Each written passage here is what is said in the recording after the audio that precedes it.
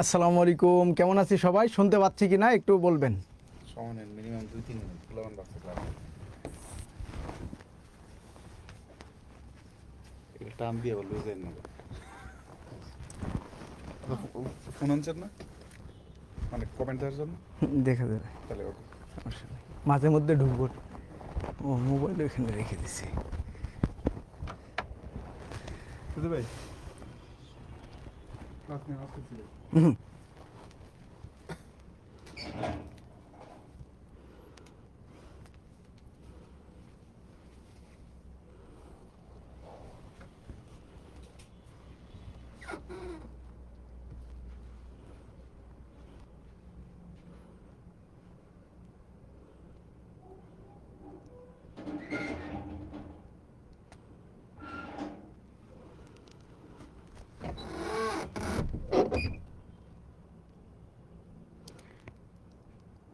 ওকে, ঠিক আছে, thank you.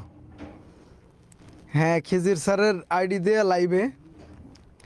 আমার ফেসবুকে একটু সমস্যা হয়েছে, এটা ঠিক হয়ে গেছে প্রায়, এটা আবার ঠিক হয়ে যাবে ইনশাল্লাহ। তারপরে আবার আমার আইডি থেকেই আপনাদের সাথে ক্লাসে দেখা হবে। তো আজকে তাহলে আমাদের যে এজেন্ডা, যে টপিকটা নিয়ে কথা বলার কথা, সেটা হচ্ছে উদ্ভিদ বিজ্ঞান। এটার আমরা প্রথম ক্লাসটা করব। আমাদের কি কোনো ডিউটিও ছিল বলতে পারবেন, যে ওই টপিক সম্পর্কে একটু?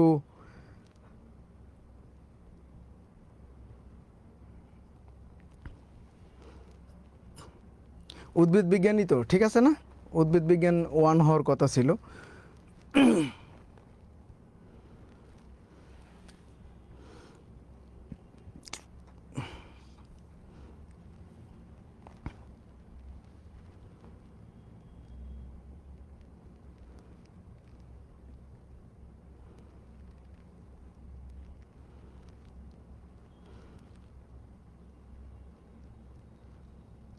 হ্যাঁ হ্যাঁ, ভালো আছি ভাই, আলহামদুলিল্লাহ। আপনারা কেমন আছেন?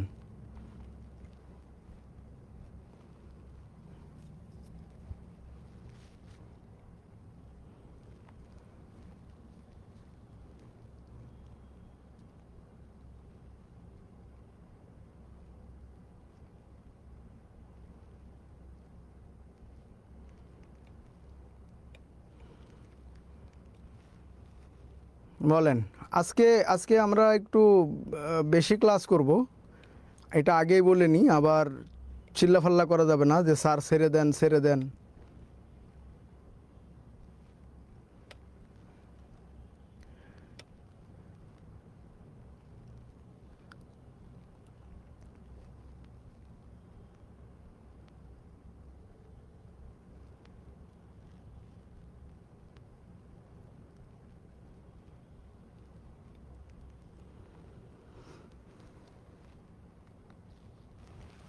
ওকে, ঠিক আছে, তাহলে আর না দেখি।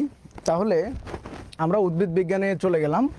আসলে খাদ্য খাদ্য যে আমরা খাই, এগুলো সম্পূর্ণটাই উদ্ভিদ নির্ভর। যেমন আমরা যদি হাঁস মুরগি গরু ছাগলও খাই, তাহলে অবশ্যই এটা উদ্ভিদের উপর ডিপেন্ড করে, কারণ সেগুলো উদ্ভিদ থেকেই আসে। তো তার মানে আমাদের যত শক্তির উৎস আছে, সবগুলোই আমরা উদ্ভিদ থেকে মূলত পেয়ে থাকি। ঠিক আছে, সবগুলোই উদ্ভিদ থেকে পেয়ে থাকি। আর উদ্ভিদের সবচেয়ে বড় বৈশিষ্ট্য যেটা, বা আমাদের যেটা বৈশিষ্ট্য না, সেটা হচ্ছে উদ্ভিদ নিজের খাবার নিজেই তৈরি করতে পারে, কিন্তু আমরা নিজের খাবার নিজেরা তৈরি করতে পারি না। এই হচ্ছে বেসিক পার্থক্য। তাহলে উদ্ভিদ নিজের খাদ্য নিজেই তৈরি করতে পারে, বাট মানুষ পারে না। তো এই যে উদ্ভিদের বিশেষ গুণ, এই বিশেষ গুণের জন্য একটা আলাদা ব্যাপার আছে, সেটা হচ্ছে সালোক সংশ্লেষণ। সালোক সংশ্লেষণ। তো এটা হচ্ছে উদ্ভিদের খাদ্য তৈরির প্রক্রিয়া, খাদ্য তৈরি বা উৎপন্নের প্রক্রিয়া। তাহলে এটি উদ্ভিদের খাদ্য উৎপাদন প্রক্রিয়া। খাদ্য উৎপাদন প্রক্রিয়া। ওকে, তাহলে উদ্ভিদের খাদ্য উৎপাদন প্রক্রিয়াটা আমরা দেখলাম, উদ্ভিদ কিভাবে খাদ্য তৈরি করে, সেটা হচ্ছে সালোক সংশ্লেষণের মাধ্যমে। তো সালোক সংশ্লেষণে মূলত কি হয় বা কি থাকে, এই জিনিসটা যদি আমরা দেখি সালোক সংশ্লেষণে, তাহলে আমরা কি পাবো? সালোক সংশ্লেষণে আমরা পাবো পরিবেশ থেকে উদ্ভিদ গ্রহণ করে, সেটা হচ্ছে কার্বন ডাই অক্সাইড, আর উদ্ভিদ শেকড়ের মাধ্যমে মাটি থেকে পানি নিয়ে আসে। আর এই দুটা বিক্রিয়া করে, বিক্রিয়াটা হয় কোথায়? এই যে পাতায়, মানে সবুজ পাতায় যখন সূর্যের আলোটা পড়ে অলরেডি, তাহলে কার্বন ডাই অক্সাইড এবং অক্সিজেন, সরি পানি, এই দুইটা কোথায় আসে? পাতায়। আর পাতাতে সূর্যের যখন তাপমাত্রা লাগে, এই তাপমাত্রাটা হচ্ছে ইউভি রে, অতি বেগুনি রশ্মি, অতি বেগুনি রশ্মি, অতি বেগুনি রশ্মি, ওকে, অতি বেগুনি রশ্মি। এটা হচ্ছে আমাদের পাতায় এসে যখন পড়ে, এখান থেকে কি তৈরি করে? Glucose, C6H12O6 plus oxygen. এই যে এখানে দুইটা জিনিস আমরা বাই প্রোডাক্ট হিসাবে পেলাম, একটা হচ্ছে গ্লুকোজ আর একটা অক্সিজেন।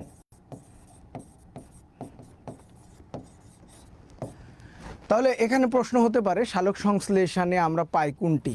সালোক সংশ্লেষণে আমরা পাই কোনটি, এটা হতে পারে। আরেকটা হচ্ছে, তাহলে পাই কি? গ্লুকোজ এবং অক্সিজেন। এখন বলেন সালোক সংশ্লেষণ কোথায় ঘটে? পাতায়। পাতায় একটা উপাদান থাকে, এই উপাদানের নাম হচ্ছে ক্লোরোফিল। ক্লোরোফিল, তার মানে ক্লোরোফিল থাকলে কি হয়? সবুজ হয়। তাহলে যত সবুজ উদ্ভিদ আছে সবগুলোতে কি আছে? ক্লোরোফিল। তাহলে ক্লোরোফিল থাকলে উদ্ভিদ সবুজ হয়। আর এটার জন্য দুইটা মৌল দরকার হয়, একটা হচ্ছে ম্যাগনেসিয়াম অ্যান্ড নাইট্রোজেন। হ্যাঁ, তো ম্যাগনেসিয়াম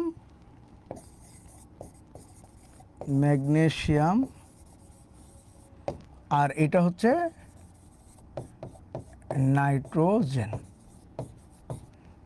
নাইট্রোজেন, এই দুটা। তাহলে উদ্ভিদ সালোক সংশ্লেষণের জন্য গুরুত্বপূর্ণ ভূমিকা পালন করে দুটা মৌল, একটা হচ্ছে ম্যাগনেসিয়াম এবং নাইট্রোজেন। এই দুটা যদি ঠিক মতো থাকে, তাহলে এটা আস্তে আস্তে গ্লুকোজ এবং অক্সিজেন তৈরি করতে সক্ষম হবে, অর্থাৎ উদ্ভিদের খাবারের জন্য কোনো সমস্যা হবে না। যদি আপনার নাইট্রোজেনের ঘাটতি হয়, তাহলে উদ্ভিদ কিন্তু আর সবুজ থাকবে না, তখন ফ্যাকাশে হয়ে যাবে। হলদে হয়ে যাওয়ার এই প্রক্রিয়াকে ক্লোরোসিস বলে, যেটা নাইট্রোজেনের অভাবে হয়। তখন আমাদের নাইট্রোজেন সার প্রয়োগ করতে হয়। আর নাইট্রোজেন সার কোনটি? নাইট্রোজেন হচ্ছে ইউরিয়া। ইউরিয়াতে নাইট্রোজেনের পরিমাণ 46.66%। 46.66%। 46.66%।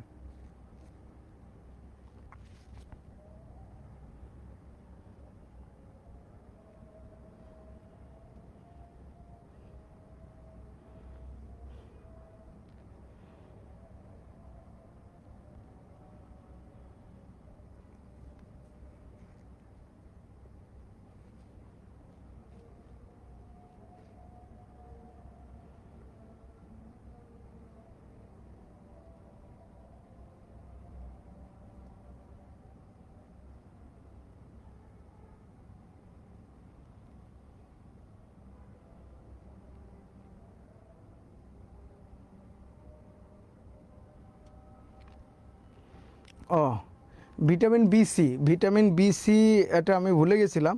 যাই হোক, ভিটামিন বি অ্যান্ড সি এই দুটা পড়াই দেবো। হ্যাঁ, একটু মনে করাই দিবেন, যদি শেষের দিকে হয় এটা করে দিচ্ছি। তাহলে সালোক সংশ্লেষণ বিক্রিয়া কোনটা? বায়ুমণ্ডল থেকে উদ্ভিদ কোনটি সরাসরি গ্রহণ করতে পারে? উদ্ভিদ বায়ুমণ্ডল থেকে সরাসরি গ্রহণ করতে পারে কোনটা? আর এই পানিটা নেই কিসের মাধ্যমে? পানিটা শেকড়ের মাধ্যমে, মাটি থেকে নেই। ঠিক আছে, এই হচ্ছে আমাদের বিক্রিয়ার মূল উপাদানগুলো। এখানে উপযুক্ত তাপমাত্রা পরীক্ষায় আসবে যে এখানে ইউভি রে এসে পড়লো, একটা তাপমাত্রা দাঁড়ালো, এই তাপমাত্রাটা কত হবে? তাপমাত্রা হচ্ছে 22 ডিগ্রি সেলসিয়াস থেকে 45 ডিগ্রি সেলসিয়াস। এটা হচ্ছে উপযুক্ত তাপমাত্রা। উপযুক্ত তাপমাত্রা যদি বলে উপযুক্ত তাপমাত্রা কোনটি, তাহলে 22 থেকে 35 ডিগ্রি সেলসিয়াস, 22 থেকে 35 ডিগ্রি সেলসিয়াস। ওকে, তাহলে উপযুক্ত তাপমাত্রা 22 থেকে 35 ডিগ্রি সেলসিয়াস। এ পর্যন্ত আশা করি আপনাদের কোনো সমস্যা হওয়ার কথা না। তো এখন উদ্ভিদের কোথায় সালোক সংশ্লেষণটা ঘটে একটু কমেন্ট করে ফেলেন তো। উদ্ভিদের কোথায় সালোক সংশ্লেষণ সংঘটিত হয়? উদ্ভিদের কোথায় সালোক সংশ্লেষণ হয়?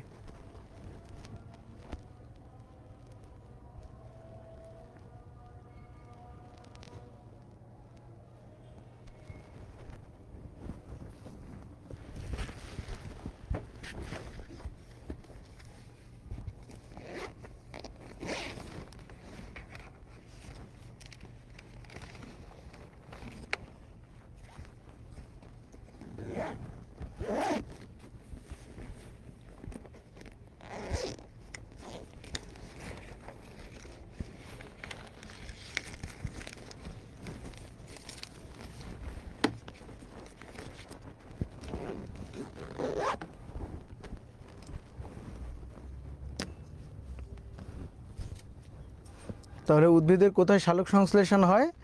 উদ্ভিদের সালোক সংশ্লেষণ হয় সাধারণত পাতায়। এটা একটু লেখেন, কোথায় ঘটে? তাহলে ঘটে কোথায়?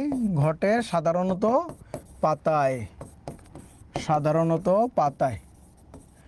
আর কোন পাতায় বেশি? কোন পাতায় বেশি এটা বলতে পারে? বলেন তো কোন পাতায় বেশি হবে? মধ্যবয়স্ক না বুড়া না কচি? মধ্যবয়স্ক, বুড়া না কচি? বলেন কোনটা হবে?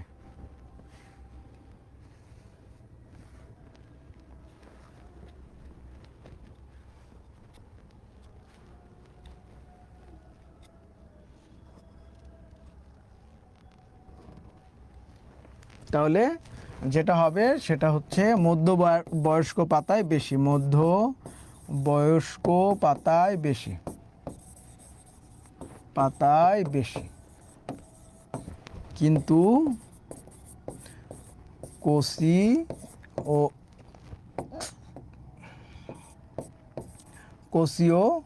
বয়স্ক পাতায় কম। তার মানে আমরা যখন কচি কাঁচা ছিলাম তখন কিন্তু আমরা এত শক্তি পাই নাই যেটা এখন পাই। তার মানে এই বয়সে আমাদের শক্তিটা অনেক বেশি। আস্তে আস্তে আস্তে আস্তে যেই দিন যাবে আমরা বুড়া হয়ে যাব আর আমাদের শক্তিটাও কমে যাবে। এটা হচ্ছে মূল ব্যাপার। তাহলে এখানে কি কি মনে রাখবো এই সম্পূর্ণগুলো আরেকবার ফ্ল্যাশব্যাকে যায় আমরা। উদ্ভিদের খাদ্য উৎপাদন প্রক্রিয়ার নাম হচ্ছে সালোক সংশ্লেষণ। আর এখানে কার্বন ডাই অক্সাইড বায়ুমণ্ডল থেকে উদ্ভিদ সংগ্রহ করে, পাশাপাশি অক্সিজেন মাটি থেকে যায়, গেলে একটা সূর্যের আলোতে পাতায়, এই দুটো যাওয়ার পরে পাতায় ইউভি রের উপস্থিতিতে উপযুক্ত তাপমাত্রা 22 থেকে 35 ডিগ্রি, এটা হলে ভালো হয়। আর 0 ডিগ্রি সেলসিয়াস বা 45 ডিগ্রি সেলসিয়াসের উপরে গেলে আবার সালোক সংশ্লেষণ বন্ধ হয়, ওটা আবার পরে লিখতেছি। তাহলে উপযুক্ত তাপমাত্রা 22 থেকে 35 ডিগ্রি সেলসিয়াসে ক্লোরোফিল সবুজ পাতায় মূলত কি তৈরি করে? গ্লুকোজ তৈরি করে। গ্লুকোজে CHO এর অনুপাত কত? CHO এর অনুপাত কত? তাহলে 1:2:1, 1:2:1, 1:2:1 অনুপাত। আর বাই প্রোডাক্ট হিসাবে আমরা আরেকটা জিনিস পাই, সেটা হচ্ছে অক্সিজেন। অক্সিজেন হচ্ছে আমাদের প্রাণ, ঠিক আছে? তার মানে আমরা কার্বন ডাই অক্সাইড নির্গত করি আর উদ্ভিদ নির্গত করে অক্সিজেন। এভাবে ব্যালেন্স হয়। আমাদের কার্বন ডাই অক্সাইডটা সে গ্রহণ করে এবং তার অক্সিজেনটা আমরা গ্রহণ করি। তাহলে আরেকটা লাইন লিখতে হবে, 0 ডিগ্রি সেলসিয়াস এর নিচে, 0 ডিগ্রি সেলসিয়াস এর নিচে নিচে ও 45 ডিগ্রি সেলসিয়াসের উপরে উপরে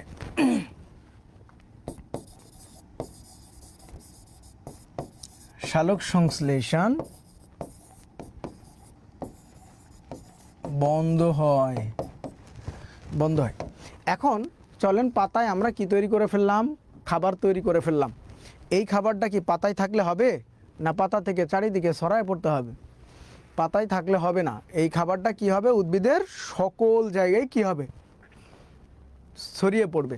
তো এই ছড়িয়ে পড়ার জন্য আরেকটা যে জিনিসটা আছে সেটা হচ্ছে টিস্যু বা কলা। টিস্যু বা কলা, একটু আমরা হেডিং দিয়ে দিই, টিস্যু বা কলা, টিস্যু বা কলা। তো টিস্যু বা কলা যারা, একটু লিখে দিই, একই কথাটা বলেছিলাম, একই স্থান হতে উৎপন্ন হয়ে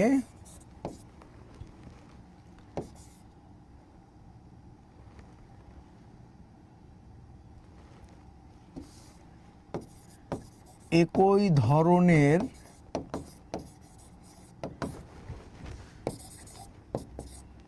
একাধিক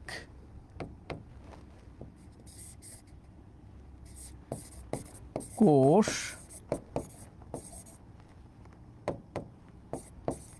কোষ কোষ কি করে, কোষ একই উদ্দেশ্য সাধন করে তাকে টিস্যু বা কলা বলে। টিস্যু বা কলা লিখে ফেলেন ঝটফট, লেখা হলে একটু জানায়েন, ইয়েস নো একটু কমেন্ট করেন, ডান টান লিখেন কিছু একটা।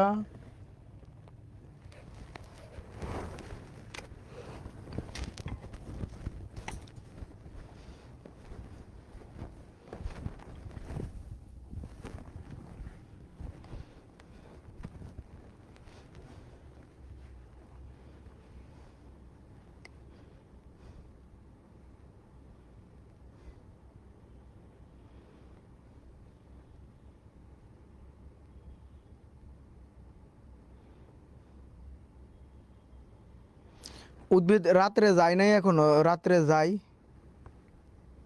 কচি পাতা, হ্যাঁ কচি পাতা, কচি কাঁচা বয়সে কি অনেক কিছু করতে পারতেন? কচি কাঁচা বয়সে তো অনেক কিছু করতে পারতেন না।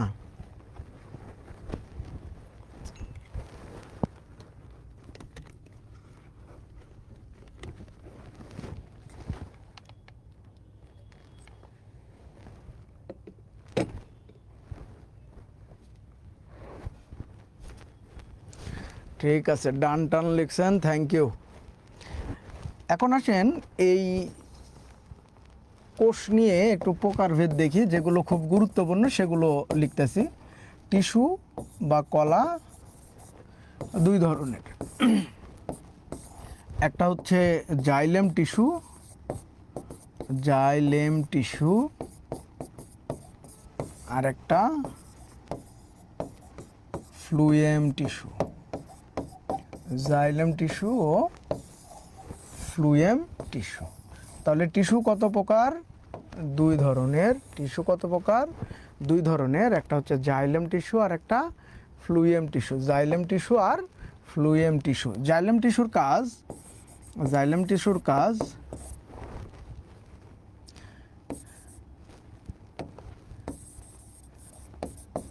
মাটি থেকে পানি ও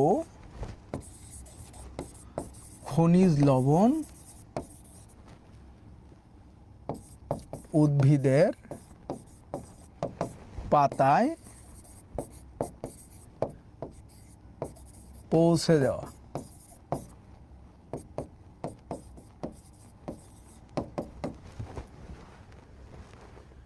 তাহলে মাটি থেকে পানি ও খনিজ লবণ উদ্ভিদের পাতায় পৌঁছে দেওয়া।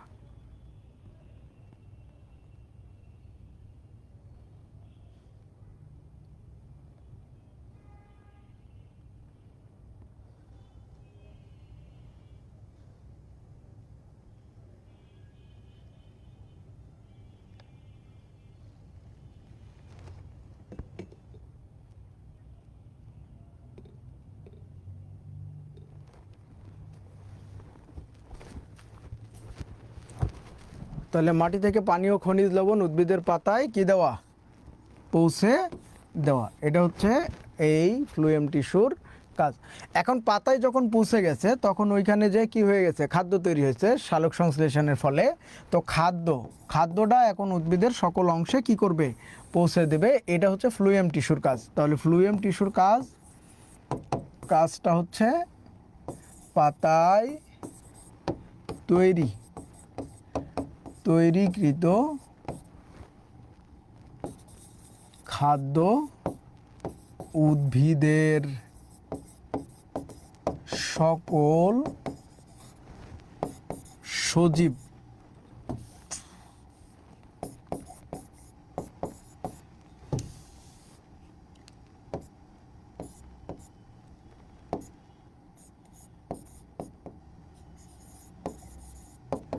সজীব অংশে কি করা, অংশে পৌঁছে দেওয়া। উদ্ভিদের সকল অংশে পৌঁছে দেওয়া, এটা হচ্ছে এর কাজ।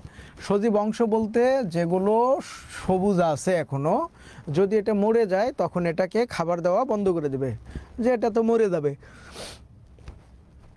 যেটুকু খাবার দেওয়া হবে সেটুকু নষ্ট হয়ে যাবে। আর এই কারণে তখন এটাকে শক্তি সরবরাহ কি থাকে, মানে খাদ্য সরবরাহ বন্ধ থাকে।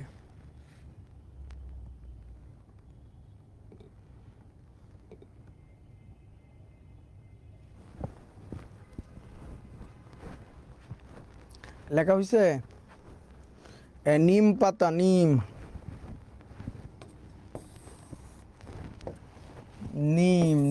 নিমে কি হয় তাই তো। আচ্ছা, নিম গাছ বাতাস পরিষ্কার করতে পারে, বিশুদ্ধ করতে পারে, ঠিক আছে। বাতাস বা ভাইরাস ব্যাকটেরিয়া যেগুলো আসে সেগুলো সে বিশুদ্ধ করতে পারে।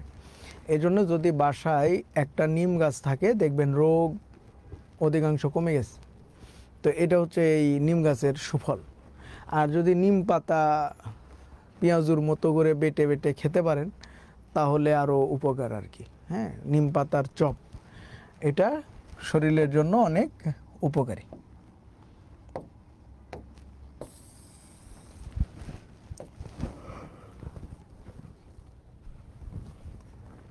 তাহলে বলেন সালোক সংশ্লেষণ কখন হয়, দিনে না রাত্রে? সালোক সংশ্লেষণ কখন ঘটে? সালোক সংশ্লেষণ কখন ঘটে, উদ্ভিদের দিনে না রাতে? সালোক সংশ্লেষণ সংগঠিত হয় কোথায়?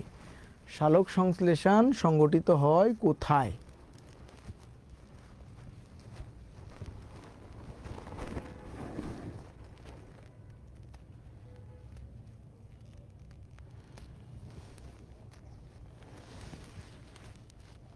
তাহলে সালোক সংশ্লেষণ সংগঠিত হয় কখন?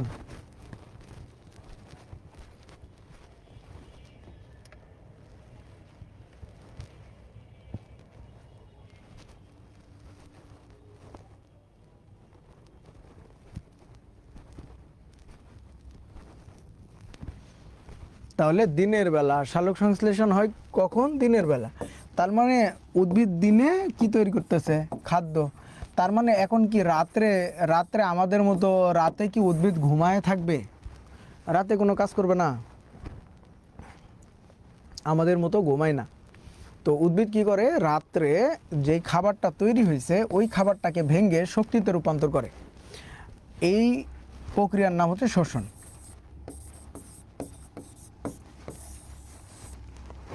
প্রক্রিয়া। তো এটাকে বলা হয় উদ্ভিদের শক্তি, খাদ্য না, এটা শক্তি উৎপাদন প্রক্রিয়া।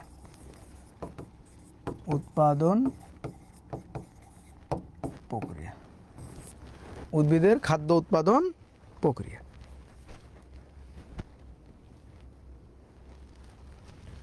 তো এটা দুই ধরনের হয়, মনে আছে? বলেন তো, পড়াইছিলাম। সবাত শোষণ আর একটা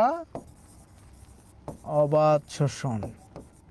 সবাত কখন হয় আর অবাত কখন হয়? কখন সবাত আর কখন অবাত? কখন সবাত কখন অবাত?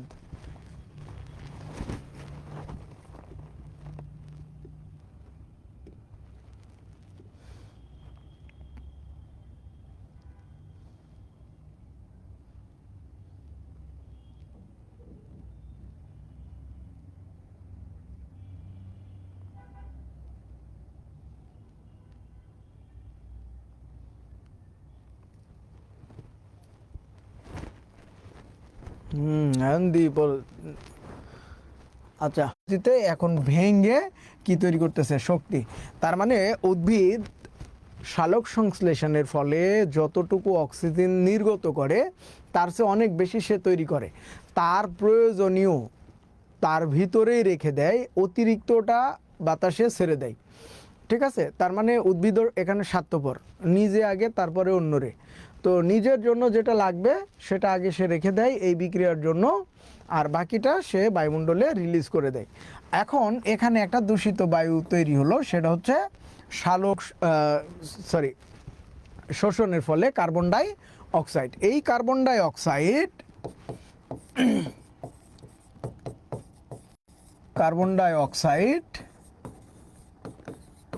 তো এই কার্বন ডাই অক্সাইড উদ্ভিদ কখন নির্গত করে? শ্বসন বিক্রিয়া। আর শোষণ কখন হয়?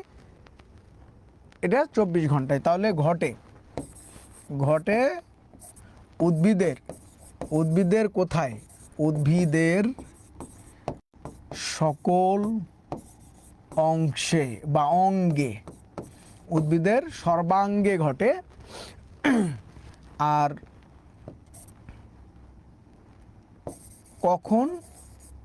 কখন সেটা হচ্ছে 24 ঘন্টায়। তার মানে দিন রাত সব সময় এই প্রক্রিয়াটা চলতেছে। তো এখন মজার ব্যাপার হচ্ছে, দিনের বেলা যখন উদ্ভিদ শ্বসন প্রক্রিয়া করতেছে তখন কার্বন ডাই অক্সাইড তৈরি করতেছে। এই কার্বন ডাই অক্সাইড সে সালোক সংশ্লেষণে ব্যবহার করে। তবে রাত্রে আসার পরে আমাদের কি উদ্ভিদের সালোক সংশ্লেষণটা বন্ধ হয়ে যায়। সালোক সংশ্লেষণ বন্ধ হওয়ার কারণে কার্বন ডাই অক্সাইডটা গেইন করতে পারে না, নেয় না, আর রিসিভ করে না, উল্টা সে বায়ুমণ্ডলে ছেড়ে দেয়। তার মানে বেশি পাতা বিশিষ্ট যে উদ্ভিদগুলো আছে সেগুলো রাত্রিকালে কার্বন ডাই অক্সাইড বেশি নির্গত করে। এই কারণে একটা প্রবাদের মতোই আছে যে বেশি পাতা বিশিষ্ট উদ্ভিদের নিচে শয়ন করা অস্বাস্থ্যকর। কারণ কি? আবার অনেকে এই প্রবাদে মনে করতো যে আসলে বেশি পাতা বিশিষ্ট উদ্ভিদের নিচে শুইলে ওই জিন ভূত এসে বুকে ভর করে। তো এই যে ভর করা, এই জিনিসের ভয়ে তারা করে না। তো এটা ভর করার ব্যাপারটা কি? যেহেতু উদ্ভিদ দিনের বেলা কার্বন ডাই অক্সাইড নির্গত করে, এইটা ভারী একটা গ্যাস যেটা নিচে নিচে আস্তে আস্তে চলে যায়। আর এই ভারী গ্যাসের কারণে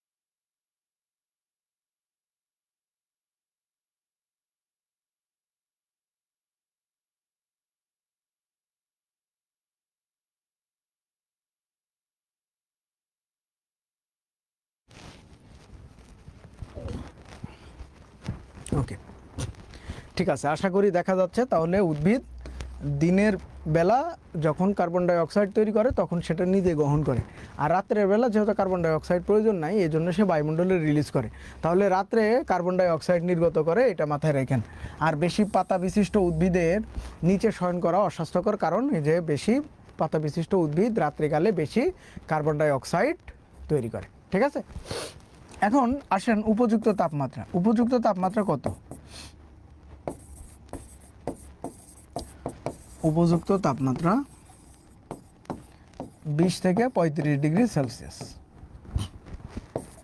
20-এর নিচে, 20 ডিগ্রি সেলসিয়াসের নিচে ও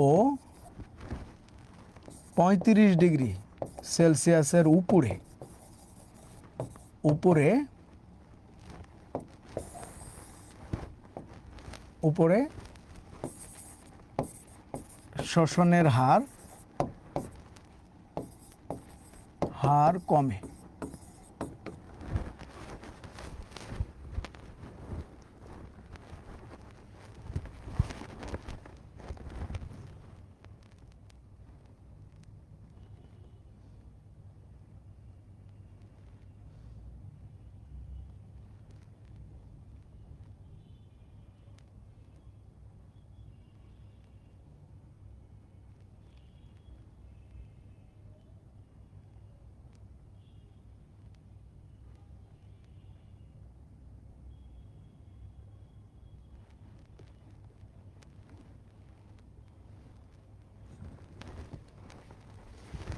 ওকে, ঠিক আছে।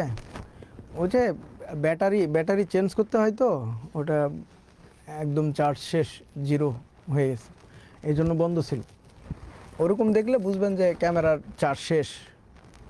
তো তাহলে শ্বসন সম্পর্কে আমরা জানলাম, এটা হচ্ছে উদ্ভিদের শক্তি উৎপাদন প্রক্রিয়া। আর উপরেরটা সালোক সংশ্লেষণ আমরা দেখেছিলাম উদ্ভিদের খাদ্য উৎপাদন প্রক্রিয়া। এখন বলেন যে উদ্ভিদ কি শুধু খাবার তৈরি করা এবং উদ্ভিদের বেঁচে থাকার শক্তি তৈরি করা, এটাই কি তার উদ্দেশ্য? না, তার উদ্দেশ্য হচ্ছে প্রজনন, ঠিক আছে, বংশবৃদ্ধি করা। তো বংশবৃদ্ধি করার জন্য তাকে কি করতে হবে? আকর্ষণীয় করতে হবে, তাই না? ছেলে বা মেয়ে উভয় বিয়ের বয়স হলে দেখবেন আকর্ষণীয় হয়ে যায়, মানে একটু পরিপাটি থাকার চেষ্টা করে। তেমনি উদ্ভিদেরও এই একটা বিশেষ বৈশিষ্ট্য আছে, তারাও পরিপাটি থাকতে চায়। আর উদ্ভিদের এই বিশেষ গুণের জন্য আরেকটা জিনিস থাকে উদ্ভিদের, সেটা হচ্ছে প্লাস্টিড। এটা কোষের সাইটোপ্লাজমে থাকে, কোষের সাইটোপ্লাজমে থাকে, সাইটোপ্লাজমে থাকে। এই প্লাস্টিডের কারণে উদ্ভিদ এই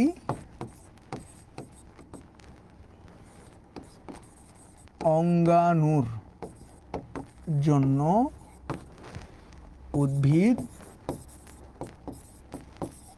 বর্ণময় হয়,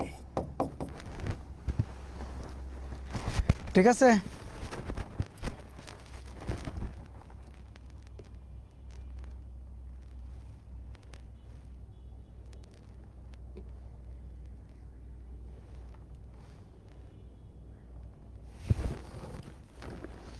তো ছেলেরা কি অবস্থা কোন? আপনারা কি পরিপাটি থাকেন?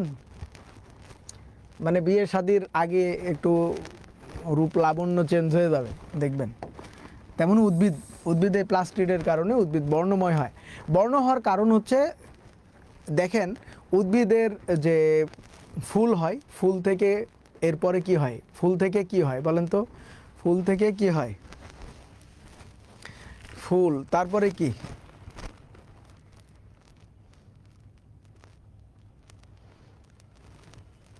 এই ডান বিয়া না লেখা?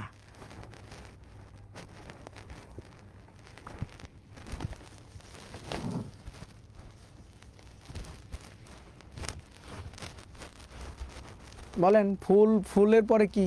ফুলের পরে কি?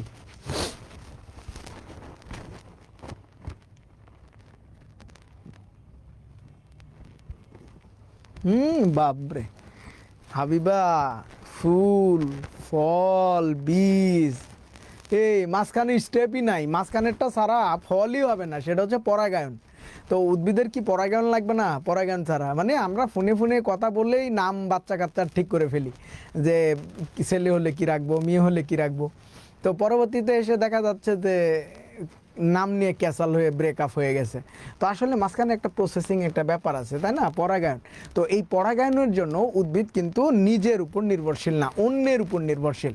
তো অন্য কি? কীট পতঙ্গ, অন্যান্য পাখি, মানুষ, এগুলোর উপর ডিপেন্ড।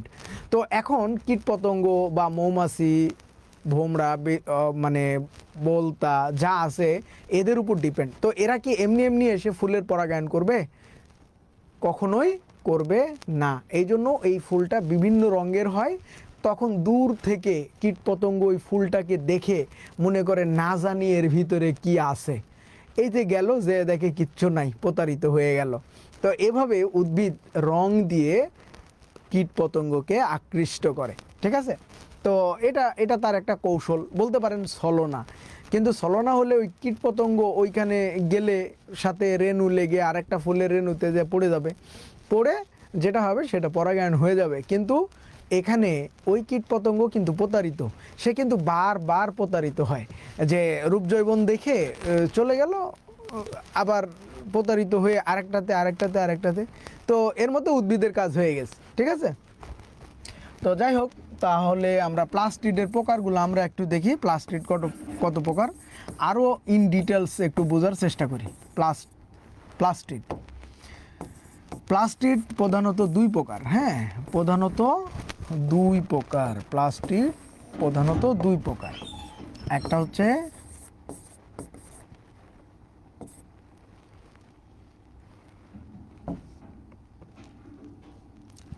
এই কি বলেন, কোমোটোপ্লাস্ট, আরেকটা লিকোপ্লাস্ট।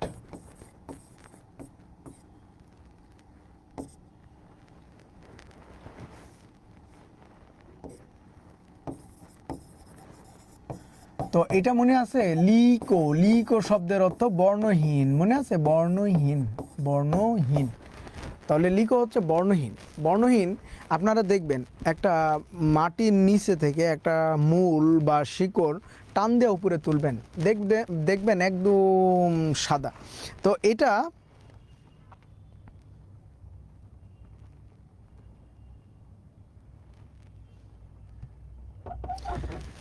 তো এটা দিয়ে যেটা হয়, মানে উদ্ভিদের যেটা ওই যে ঘটকালির কথা বললেন, আসলে ঘটকালি তো করতেই হবে, উদ্ভিদের পরাগায়ন কি এমনি এমনি হবে, ঘটক ছাড়া কি এটা হয় না। তো এখন যে ব্যাপারটা হচ্ছে, উদ্ভিদ বর্ণহীন যেটা লিকোপ্লাস্ট, এইটা উদ্ভিদের মাটির ভিতরে থাকে।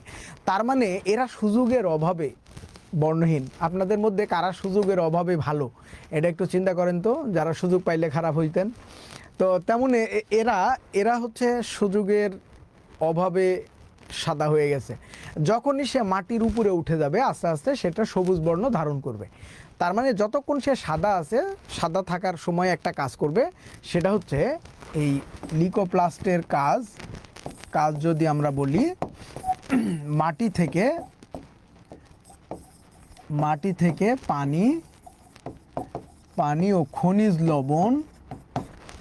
লবণ শোষণ করা।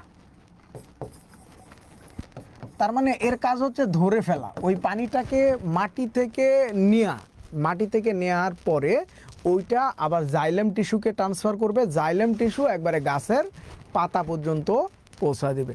তার মানে আমরা যে নারকেল বা ডাবে যে পানিটা পাচ্ছি, বা যে কোনো একটা ফলে যে জলীয় উপাদানটা, এগুলো মূলত এই যে লিকোপ্লাস্ট প্রথমে মাটি থেকে সংগ্রহ করে, এরপরে জাইলেম টিস্যুর মাধ্যমে চলে যায় পাতায়, এরপর প্রসেসিং হয়ে ফল বা ইত্যাদিতে।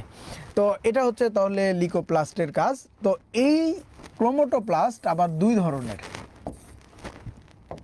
কি এটাকে আবার যদি ভাঙি তাহলে দুই ধরনের পাবো। একটা হচ্ছে ক্লোরোপ্লাস্ট,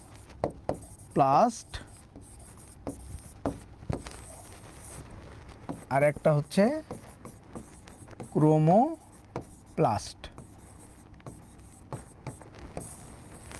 এই দুইটা। তো এখন ক্লোরোপ্লাস্টে ক্লোরোফিল, এখান থেকে দেখেন ক্লোরোফিলের সাথে যায়, মিল আছে। ক্লোরোফিল যুক্ত। তো ক্লোরোফিল যুক্ত যত উদ্ভিদ আছে সবগুলো কি সবুজ, আর এই সবুজ হওয়ার জন্য ম্যাগনেসিয়াম আর কি দরকার, নাইট্রোজেন দরকার। দুইটা মৌল দরকার, একটা হচ্ছে ম্যাগনেসিয়াম, নাইট্রোজেন।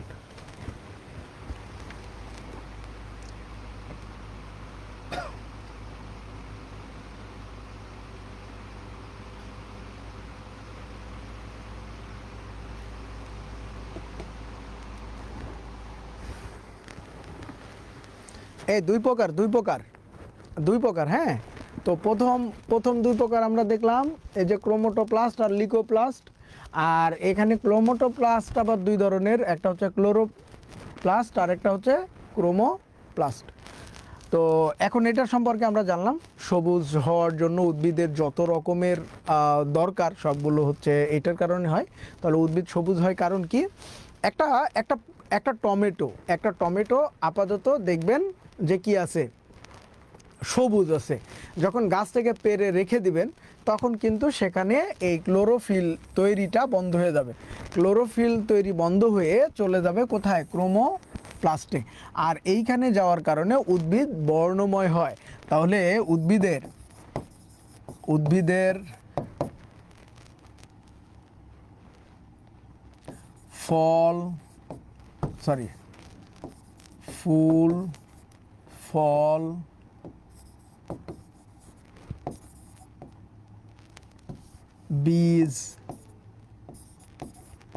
বীজ ও পাতা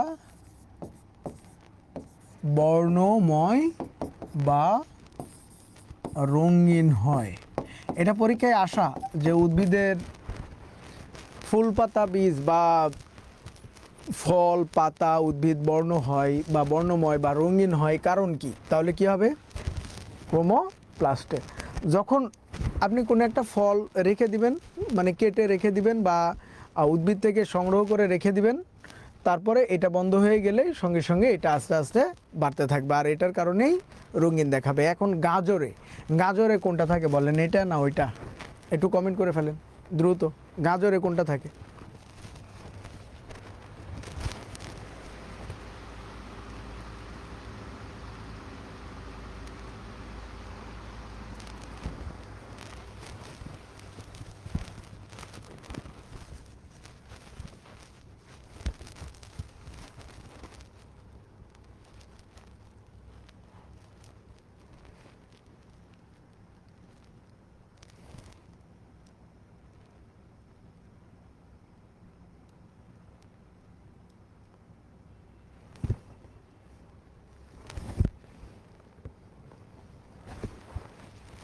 তাহলে কি হবে উত্তর?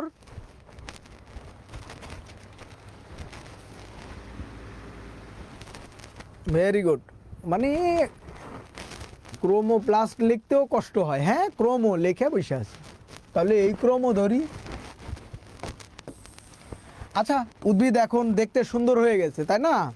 আগে কি বললাম, এটা হচ্ছে পরাগায়নের ঠিক আগের ধাপ। উদ্ভিদ যখন বংশ বৃদ্ধির প্রয়োজন অনুভব করবে তখন উদ্ভিদের বিভিন্ন বর্ণ চলে আসবে। তো এখন বর্ণ আসলেই তো হবে না, তাই না? সাথে কি করতে হবে? ফুল ফোটাইতে হবে, তাই না?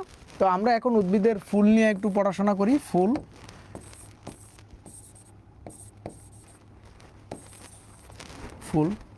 তো অনেকে আবার ফুল মানে খায় না, মানে ভয়ে খায় না যে ফুল খাইলে না জানি কি হয়ে যায়, ভুল হয়ে যায় কিনা। তো আসলে ফুল খাইলে কোনো সমস্যা নাই। উদ্ভিদের পুষ্টি উপাদানগুলো মূলত দিয়েই ফুলটা তৈরি করা হয়। তার মানে উদ্ভিদের সকল পুষ্টি উপাদানের মূল অংশটাই এই কাজে লাগিয়ে ফুল ফোটাই। আর আমরা এটা খাওয়ার জন্য ভয় করি, কিন্তু ফুলের রেণু থেকে শুরু করে অন্যান্য মধু টধু এগুলো কিন্তু আমরা খাই, যেটা ফ্রুক্টোজ। তো এখন আসেন, গ্লুকোজও আছে এর মধ্যে। তো এখন এই ফুলের অংশ কয়টা বলেন তো? ফুলের অংশ 5টি।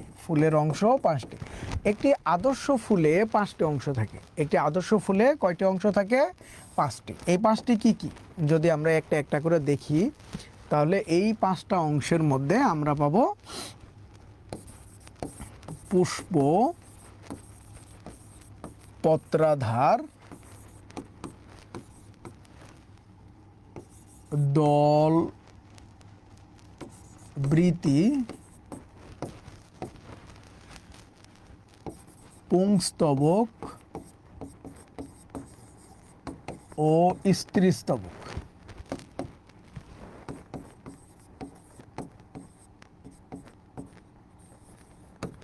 তাহলে এই দুটা আর এই পাশে যে 3টা আমরা দেখতেছি, পুষ্প, পত্রাধার, দল, বৃতি, এগুলো হচ্ছে ফুলের প্রধান অংশ। তাহলে ফুলের প্রধান অংশ কয়টা? 3টা। আর এটা হচ্ছে গৌণ অংশ। গৌণ অংশ, গৌণ অংশ। তাহলে ফুলের অংশ মোট কয়টি? 5টি, আর প্রধান 3টি, আর বাকি 2টি। ওকে, ভেরি গুড।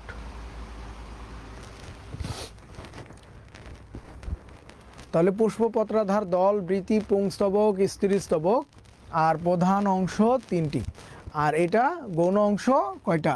2টা। তো এখন মূল কথায় আসি, প্রত্যেকটা ফুলে এই অংশ 3টা থাকবে, এই 3টা থাকবে। তার মানে যত উদ্ভিদ আছে সবগুলো উদ্ভিদের ফুলেই এই 3টা অংশ প্রধানত থাকবে, আর পরে এই 2টার যে কোনো একটা থাকবে, আর যে ফুলে ওই 2টাও থাকবে, একের সাথে 5টা অংশ থাকবে, সেটা হচ্ছে সম্পূর্ণ ফুল।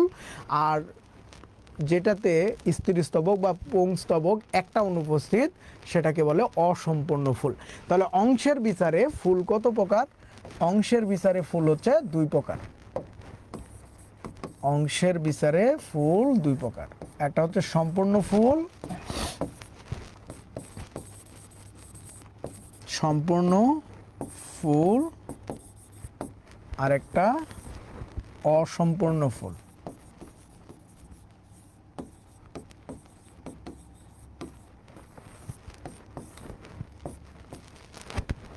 অসম্পূর্ণ ফুল, সম্পূর্ণ ফুল আর একটা অসম্পূর্ণ ফুল। সম্পূর্ণ অংশ ফুলে কি থাকে? যে ফুলে 5টি অংশ বিদ্যমান, যে ফুলে 5টি অংশ বিদ্যমান, সে ফুলকে সম্পূর্ণ ফুল বলে। এক্সাম্পল হিসাবে 2টা লিখি আমরা, এই 2টা পরীক্ষায় বেশি আসে, জবা আর ধুতুরা। জবা ও ধুতুরা। তো এই যে ধুতুরা ফুল, জবা ফুল, এইগুলো কিন্তু আমরা বাচ্চাকালে যখন ওই যে সায়েন্সে পড়তাম, ওই সময় দেখবেন যে খুব এগুলো নিয়ে কাটাছিড়া করার চেষ্টা করতাম, কেঁচো, তারপর তেলাপোকা, এগুলো ধরে ধরে আমরা পোস্টমর্টম করতাম। এখন কারো কোনো স্মৃতি থাকলে বলতে পারেন।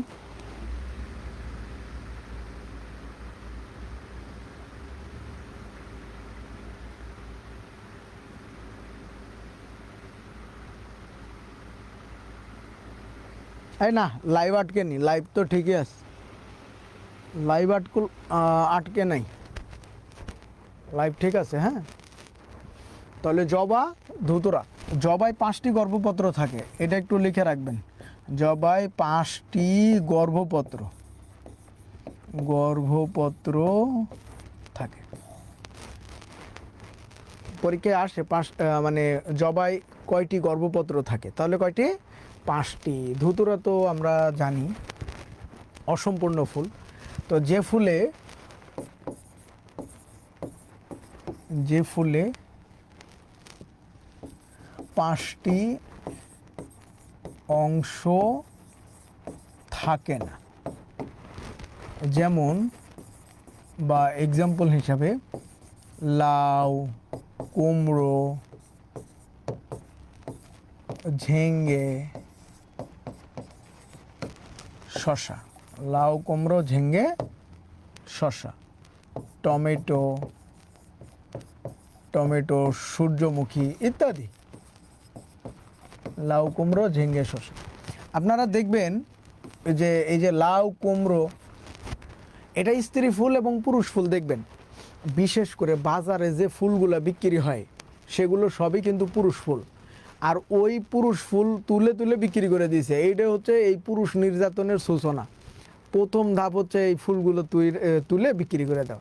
তো এখন এই পুরুষ ফুলগুলোই বিক্রি করে, আর স্ত্রীগুলো বিক্রি করে না। স্ত্রীগুলো চিনবেন কিভাবে? যে এই ফুলটা বের হওয়ার সাথে সাথে একটা আস্ত কুমড়া বা একটা লাউ নিয়ে বের হয়, তাহলে শসা নিয়ে বের হয়। এগুলো ফুল দেখলেই আপনি চিনবেন যে ফুল একটা ফল নিয়ে বের হয়, ওইটাই হচ্ছে স্ত্রী ফুল। তাহলে স্ত্রী ফুল এবং পুরুষ ফুল চিনলেন। তাহলে যত পারেন পুরুষ ফুল তুলে ফেলেন 1 দিন 2 দিন পরে, ঠিক আছে? যখন দেখবেন পাতা মুখ বন্ধ হয়ে আসতেছে, তাহলে বুঝবেন ওটা পরাগায়ন হয়ে গেছে। এখন আর ওই পুরুষ ফুল রাইখে লাভ নাই, ঠিক আছে?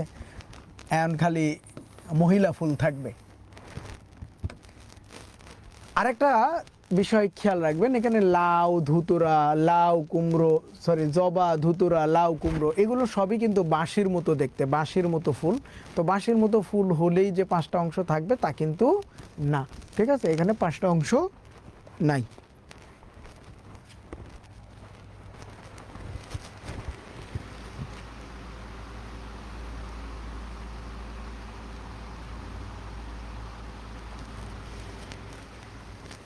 এ ধুতুরা ফুলে আবার কি থাকে? ধুতুরা ফুলে তো কিছুই থাকে না। ধুতুরা ফুলে কি থাকবে?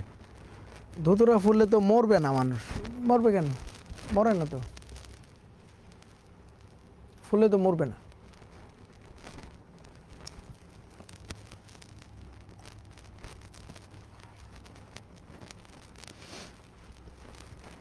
হ্যাঁ, ধুতুরা ফল এর বীজ, যে বীজটা আছে এই বীজটা যদি কোনো তরলের সাথে দিয়ে পানি খাওয়ায় দেয় তাহলে মানে মাতাল হয়ে যাবেন আর কি, ব্রেন ঠিক মতো কাজ করবে না। তবে আবার ধুতুরা গাছের মূল তুলে এটা পাটায় পিষে আবার খাওয়াই দিবেন, ঠিক হয়ে যাবে। মানে একই জায়গায় প্রতিষেধকটা আছে। তো আসেন এখন আমরা ফুল তো পড়লাম,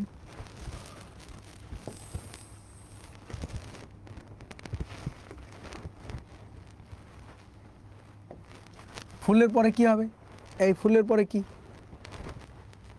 ফুলের পরে আমাদের কি লিখতে হবে বলেন?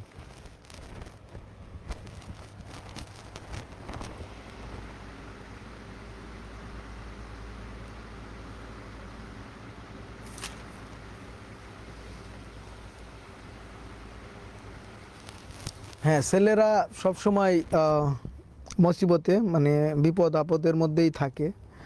তো থাকুক, সমস্যা নেই, কি আর করার, বিপদ আপদই তো, আর কিছু তো না, তাই না?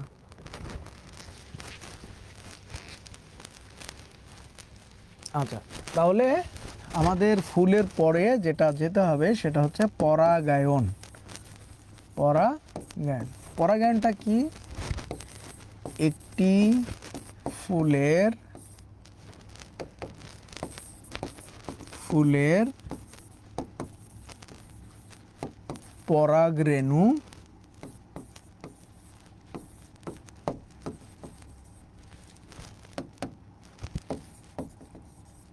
অন্য ফুলের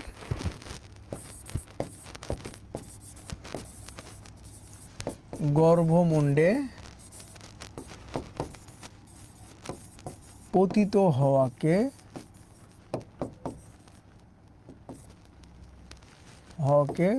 কি বলে? পরাগায়ন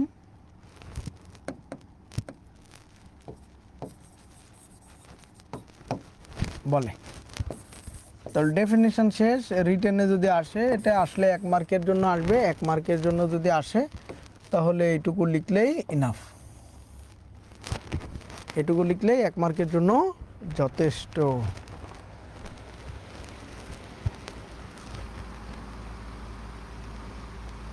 হ্যাঁ, এবার আর ভুল করতেছেন না, না যে আসলে ফুল হলেই ফল হয় না, ঠিক আছে? ফুল হলেই ফল হয় না, মাঝখানে একটা ধাপ, একটা প্রসেস, একটা সময় আছে, একটা নির্ভরযোগ্যতা আছে। নিজে নিজে সব কিছু করা যায় না। তো কিছু কিছু উদ্ভিদ আবার নিজের পরাগায়নটা নিজেই করতে পারে, এর জন্য ঘটকালির প্রয়োজন হয় না। এগুলোকে বলে স্বপরাগায়ন উদ্ভিদ।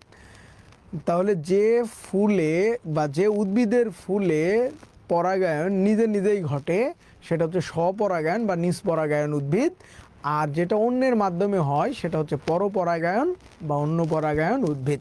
তাহলে পরাগায়ন কত ধরনের? পরাগায়ন দুই ধরনের।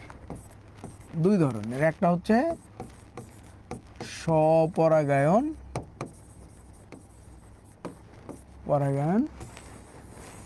আর একটা হচ্ছে পরপরাগায়ন।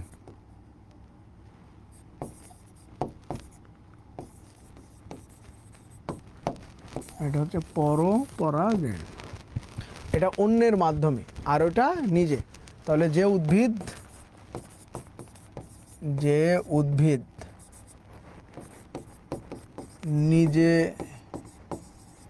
নিজেই পরাগায়ন ঘটায়। তো একটা সবজি, এই নামটা মনে রাখলেই হবে, আর লিখতে হবে না, একটা লিখলেই হবে। তো সিম, যেটা শীতকালীন সবজি, এটা মূলত সম্পূর্ণ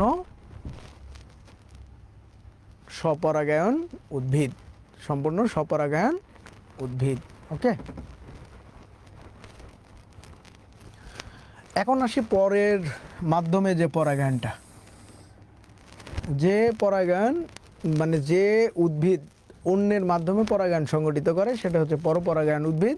এখন এখন এখন একটু চিন্তা করেন তো, আমরা গিভ অ্যান্ড টেকের মধ্যে বা একটা সম্পর্কের মধ্যে কিন্তু থাকি, তাই না?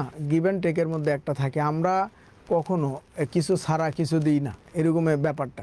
তাহলে উদ্ভিদ কেন ছাড় দিবে, তাই না?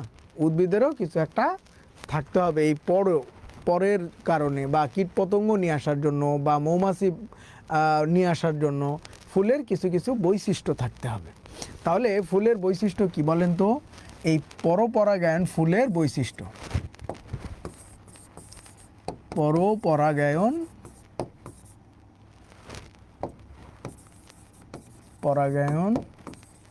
ফুলের বৈশিষ্ট্য, পরপরাগায়ন ফুলের বৈশিষ্ট্য, পরপরাগায়ন ফুলের বৈশিষ্ট্য। বৈশিষ্ট্য কি কি একটা বলেন তো?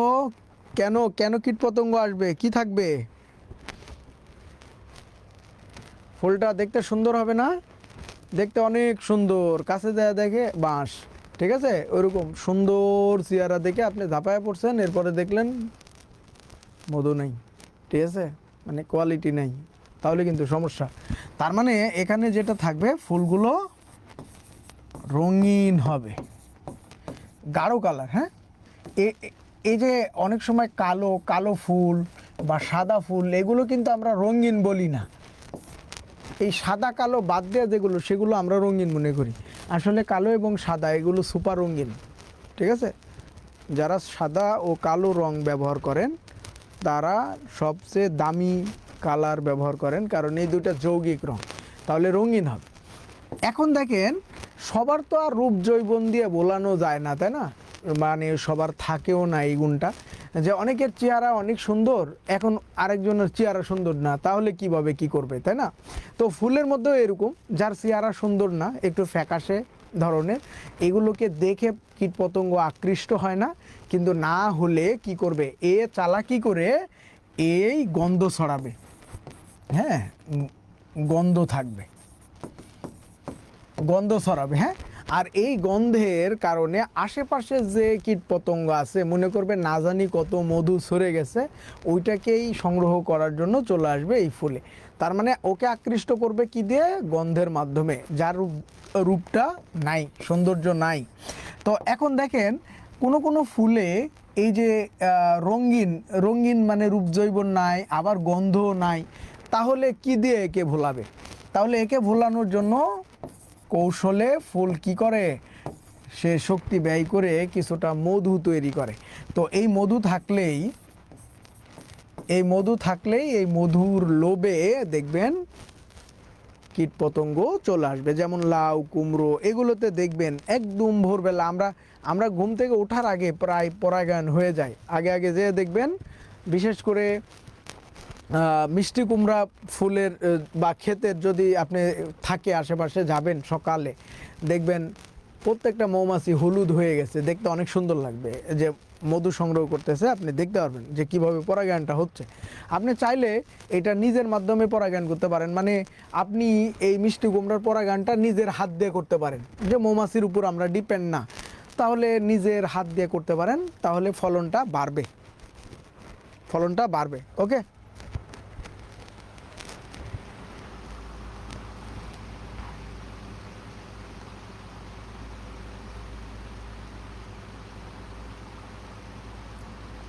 হ্যাঁ, ফুলের মধ্যে ট্রোজান হর্স চলে আসছে।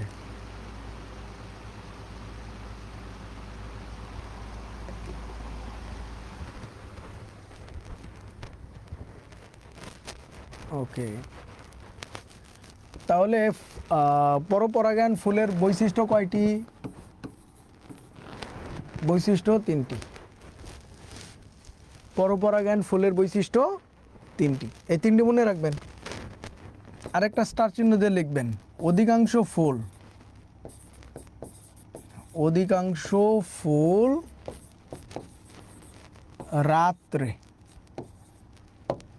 রাতে ফুটে। ঠিক আছে, রাতে ফুটে। ফুলগুলো অধিকাংশ কখন ফুটে? রাতে ফুটে। রাতে ফুটলে কি সুবিধা? এই সুবিধাটা হচ্ছে রাত্রে ফুটলে মধু টধু নষ্ট হচ্ছে না, ওটা সকালেই কীটপতঙ্গকে আকৃষ্ট করা যাবে, এই জন্য রাত্রে ফুটে। আচ্ছা, এখন বলেন তো, এই যে রঙিন হবে, পরপরাগায়ন, সরি, আর গন্ধ থাকবে, মধু থাকবে, এইগুলো কোন ফুলগুলা বলেন তো? দেখতে সুন্দর, গন্ধ থাকবে, মধু থাকবে, এগুলো হচ্ছে কীটপতঙ্গ পরাগী ফুল। তো কয়েকটা পরাগায়ন আছে, আমরা তাহলে আমরা দেখি পরপরাগায়নটাকে যদি আমরা ভাঙি, গায়ন উদ্ভিদ, তো এটা কয়েকভাবে হয়। একটা হচ্ছে কীটপতঙ্গ, এক নাম্বার কীটপতঙ্গ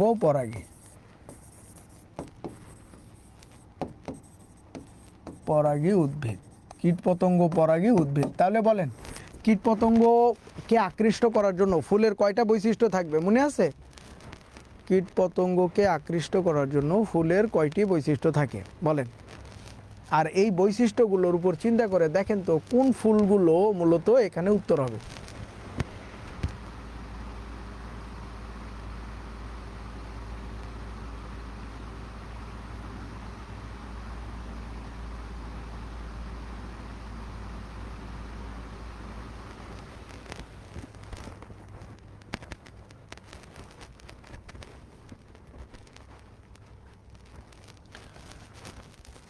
তাহলে কীটপতঙ্গ ফুল বৈশিষ্ট্যগুলো আমরা দেখছিলাম, ওই যে তিনটা, গন্ধ থাকবে, তারপর মধু থাকবে, আরেকটা কি কালারফুল হবে বা রঙিন হবে, এই তিনটা।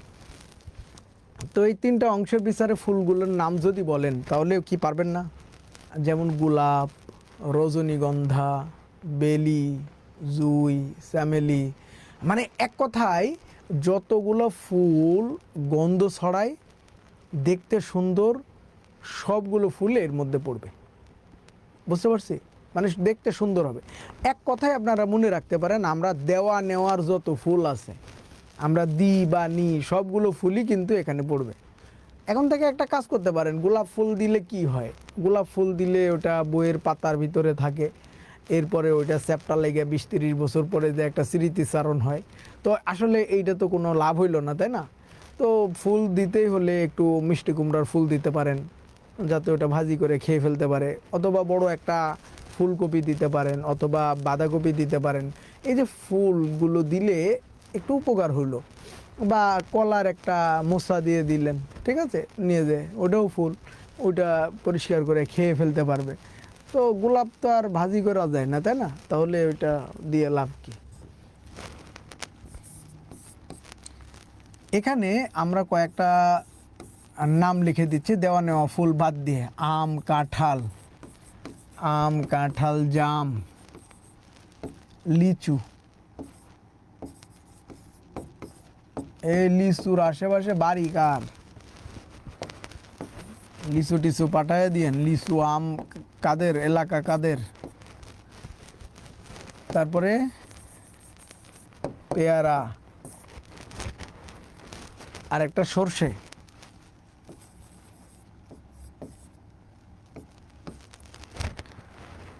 তো এই যে সর্ষে ফুল, মূলত আমরা যদি দেখব যে ওই যে সর্ষে ফুলের মধু, কালে জিরার মধু, এগুলো তো দেখছেন। আচ্ছা, এই কীটপতঙ্গের মাধ্যমে আরেকটা হয়, সেটা হচ্ছে জংলি কলা।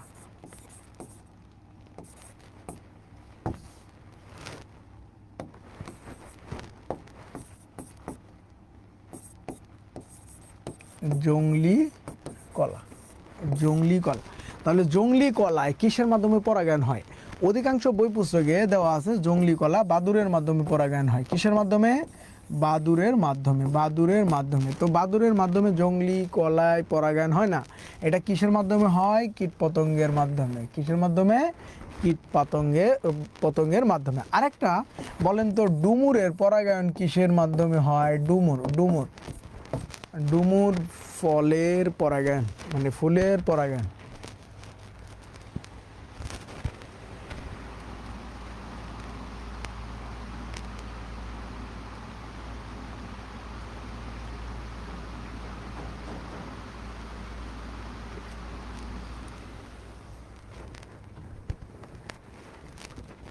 বুঝতে পারছেন? ডুমুরে কিসের? ডুমুরের, ডুমুরের ফুল কিন্তু বাইরে থাকে না, এটা ডুমুরের ভিতরে থাকে, ঠিক আছে? আর ডুমুরের ফুল কেউ কখনো দেখতে পারে না, কারণ এটা ভিতরে থাকে। আর ভিতরে ডুমুর পাকলে দেখবেন ভিতরে পিঁপড়া থাকে, আর এই পিঁপড়ার নাম লিখবেন কালো পিঁপড়া। কিসের মাধ্যমে? কালো পিঁপড়ার মাধ্যমে। কালো পিঁপড়ার মাধ্যমে এটা ঘটে, কালো পিঁপড়ার মাধ্যমে। তাহলে এখানে লাল পিঁপড়ে, হলদে পিঁপড়ে, সাদা পিঁপড়ে, কালো পিঁপড়ে সব অপশানই থাকবে।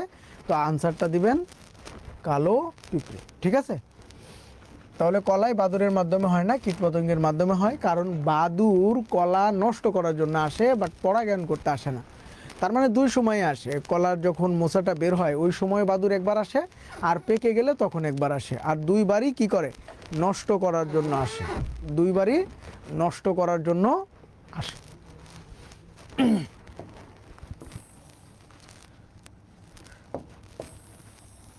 তাহলে কীট পতঙ্গ গেল। এরপর আমরা দেখি বায়ু পরাগী উদ্ভিদ। বায়ু পরাগী উদ্ভিদ, কিছু কিছু উদ্ভিদ আছে যেগুলো কীটপতঙ্গের উপর নির্ভরশীল নয়, সেগুলো হচ্ছে বায়ুর মাধ্যমে নির্ভরশীল।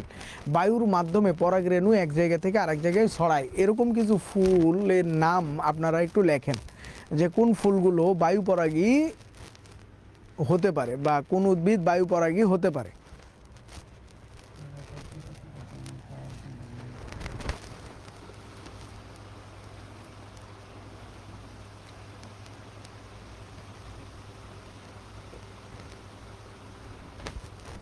হ্যাঁ, বৃহস্পতিবার আনতে যাবে, এটা পাঠাইবেন কখন সেইটা কইলে না হয় ভাল লাগতো, কিন্তু সেটা তো কর না, খালি। আচ্ছা, তাহলে বায়ু পরাগী উদ্ভিদ যেমন ধান, গম, ভুট্টা, তাল, সুপারি, নারকেল,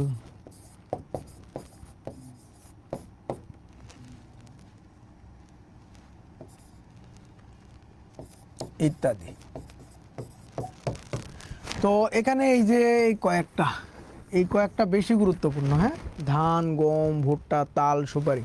আপনারা দেখবেন যে তাল গাছ, এখন যে তালগুলো আপনারা খাচ্ছেন, এখানে কিন্তু নারী নির্যাতন করতেছেন, কারণ তালগুলো সবগুলো স্ত্রী।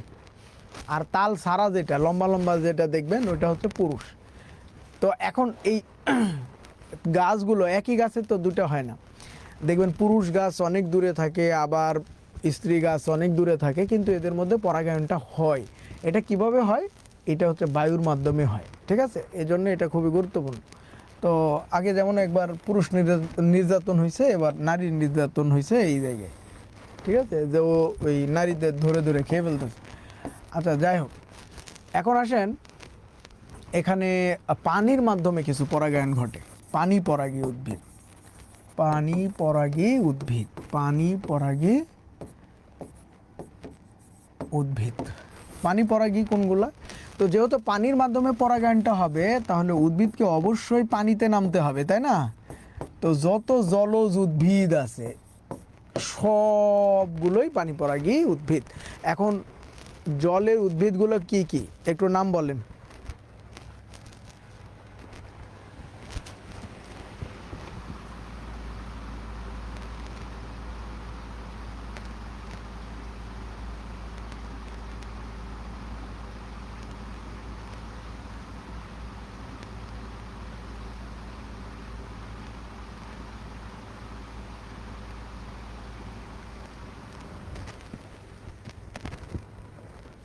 তাহলে জলজ উদ্ভিদ যেমন যেমন এই যে শ্যাওলা, পদ্ম, তারপরে আরেকটা কি বলেন তো, আরেকটা কি হবে?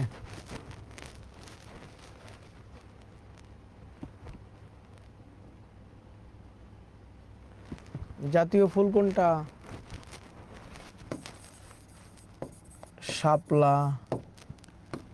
তো এইরকম যত আপনি উদ্ভিদ পাবেন, শ্যাওলা, বড় পানা, ছোট পানা, কচুরি পানা, যত পানা আছে সবগুলো এর মধ্যে পড়বে, পানির মাধ্যমে হবে। তো পানির মাধ্যমে গেল, আমরা বায়ুর মাধ্যমে দেখলাম, কীট পতঙ্গের মাধ্যমে দেখলাম। এখন একটু মানব পরাগী দেখি। মানব পরাগী, মানুষের মাধ্যমে পরাগায়নটা হয়, ঠিক আছে? এটা সচরাচর কীট পতঙ্গের মাধ্যমে হয় না। যেমন পটল, হ্যাঁ পটল কীট পতঙ্গের মাধ্যমেই হয়, এর পুরুষ ফুল থাকা লাগে খেতে, তাছাড়া হবে না। আর একটা হচ্ছে আপনারা কাঁকরোলটা খান কিনা?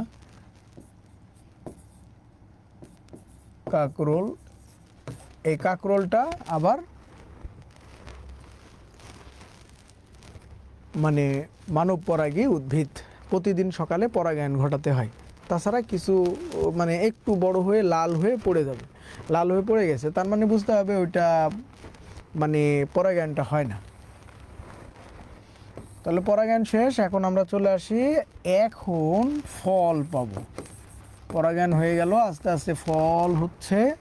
আর এই ফলের অংশ, ফলের অংশ ফলের অংশ হচ্ছে তিনটি। ফলের অংশ হচ্ছে তিনটি। কি কি? এক হচ্ছে, আচ্ছা আঁকা আঁকি করলে মনে ভালো হয়, একটা লিচুর কথা চিন্তা করেন। এই যে লিচু, লিচু যেহেতু লিচুর সময়, তো এটা হচ্ছে বহিতক, বহিতক। আর মাঝখানেরটা যেটা আমরা খাই সেটা হচ্ছে মধ্যতক, মধ্যতক। আর একদম যেটা ভিতরে বীজ আঁটি, এটা হচ্ছে অন্ততক, অন্ততক।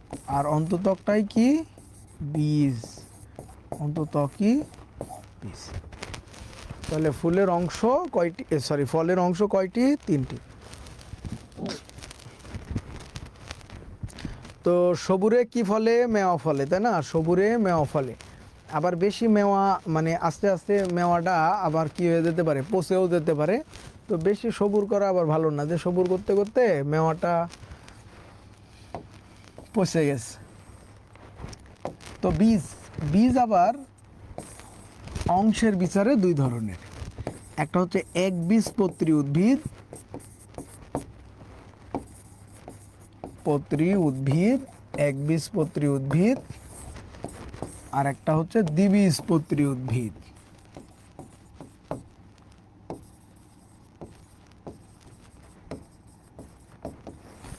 তো এখানে একবীজপত্রী উদ্ভিদগুলা বেশি আসে, একবীজপত্রী উদ্ভিদগুলা বেশি ভালোভাবে মনে রাখবেন। যেমন যে বীজে একটা মাত্র অংশ থাকে, যে বীজে একটি মাত্র অংশ থাকে, ধান, গম, ভুট্টা, তাল, সুপারি, নারকেল,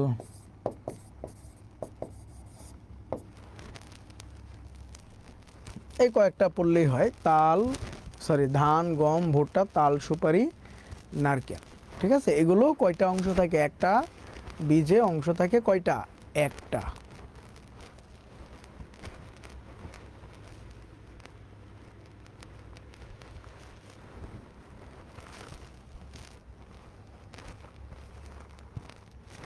এখন আসেন দ্বিবীজপত্রী উদ্ভিদ, যে ফুলের যে ফলের সরি বীজের অংশ দুইটি, যে বীজের অংশ দুইটি। অংশ কয়টি থাকে? অংশ দুইটি। যেমন যেমন আপনারা দেখবেন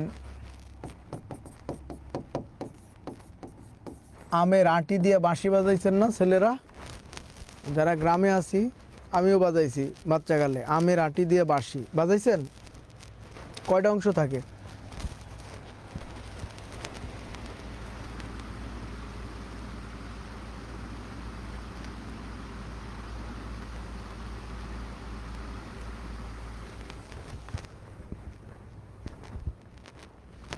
তাহলে কয়টা অংশ থাকে? অবশ্যই আমে দুইটা অংশ থাকে, তাই না? তারপর জাম, জাম দেখেন মাঝখানে ভেঙে যায়, মাঝখান দিয়ে একটা পার্টিশন আছে, ওই দিক দিয়ে গাছ বের হয়। যত ডাল আছে, এই মসুর ডাল, খেসারির ডাল, অ্যাঙ্কার ডাল, যত রকমের ডাল, মানে যত ডাল সবগুলোই হচ্ছে এই দ্বিবীজপত্রী উদ্ভিদ, ঠিক আছে? ছোলা, ডালের মধ্যে ছোলা, ঠিক আছে, সবগুলোই। কাঁঠাল একটা বড় আর একটা ছোট দেখবেন। লিচু, লিচু আপাতত দেখলে মনে হয় যে একটাই, কিন্তু ভিতরে আর একটা অংশ আছে। তারপরে ওই বড়ই,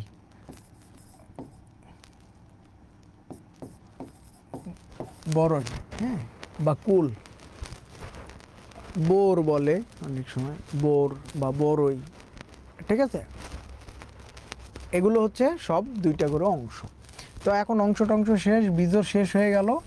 এখন আসি কোনটা কাণ্ড কোনটা মূল, কোনটি কাণ্ড কোনটা মূল। হ্যাঁ, রূপান্তরিত, রূপান্তরিত মূল,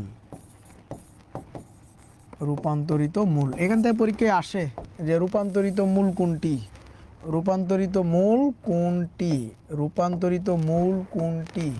তাহলে রূপান্তরিত মূল, মূল কোনটি আমরা দেখব। তো মূল বলতে কি বুঝি? দেখেন একটা গাছের শিকড়, ধরেন আপনি মূলা যদি তুলেন, আপনারা বলতে পারবেন মূলা বা মিষ্টি আলু, ঠিক আছে? এই যে মূলা, মূলা যখন লাগানো হয় তখন কিন্তু এই বীজ ফেলাইলেন, এটা আস্তে আস্তে আস্তে আস্তে শিকড়টা ভিতরে ঢুকে দিবে মাটির ভিতরে, এরপরে আস্তে আস্তে একটু পাতা টাতা ফোটানো শুরু। আর এই যে এটা আস্তে আস্তে নিচের দিকে যাবে, আস্তে আস্তে পাতাও বড় হবে, day by day, day by day, আস্তে আস্তে দেখবেন এটা ফুলে মূলা হয়ে গেছে, ঠিক আছে? তাহলে দেখেন মূল ফুলে, মূল ফুলে মূলা হয়ে গেছে, এই জন্য এটাকে বলা হচ্ছে রূপান্তরিত মূল। মিষ্টি আলুও সেম, ঠিক আছে, মিষ্টি আলুও সেম।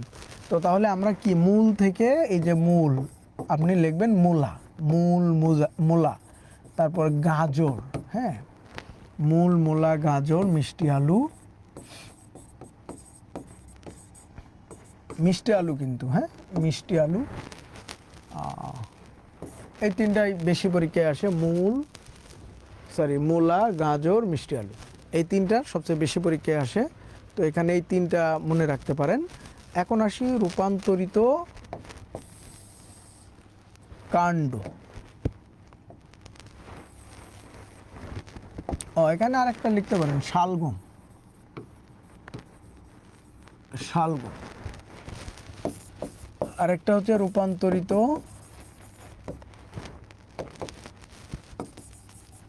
রূপান্তরিত কাণ্ড, রূপান্তরিত কাণ্ড। তো রূপান্তরিত কাণ্ড কোনটা? এটা কিন্তু আবার মূল ফুলে না, একদম মূলের সাথে সামনে একটা ফল নিয়ে বের হয়। যেমন যদি আলু উঠান, কখনো আলুর গাছ এভাবে টান দিয়ে তুলবেন, দেখবেন যে বড় আলু ছোট আলু লেগে লেগে আছে, একদম দেখবেন ছোট্ট একটা শিকড়ের মাথায় আলুর মতো হয়ে আছে, ওটাই আস্তে আস্তে ফুলে বড় আলু হয়ে যায়, ঠিক আছে? তো তার মানে এই যে এরকমভাবে শিকড় বের হবে, মাথায় একটা ফল নিয়ে বের হবে, এরপরে আস্তে আস্তে এই ফলটাই বড় হয়ে আলু হয়ে যাবে, ঠিক আছে, আলু হয়ে যাবে, এটা বলতে। তাহলে রূপান্তরিত কাণ্ড কোনগুলা? যেমন আদা, রসুন, আদা রসুন পেঁয়াজ, হলুদ,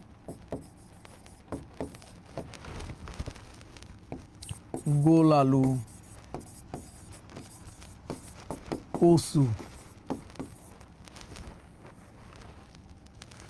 ইত্যাদি ইত্যাদিটা গুরুত্বপূর্ণ, মাঝে মধ্যে পরীক্ষায় আসে, এটা তো আপনারা জানেন। তাহলে কোনটি রূপান্তরিত মূল, কোনটি রূপান্তরিত কাণ্ড, বুঝতে পারছি?